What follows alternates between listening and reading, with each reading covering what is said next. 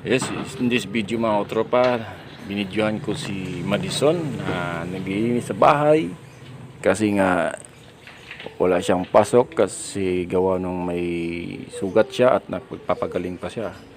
Since wala siyang pasok, siya mismo nagsagawa ng naglilinis sa aming loob ng bahay.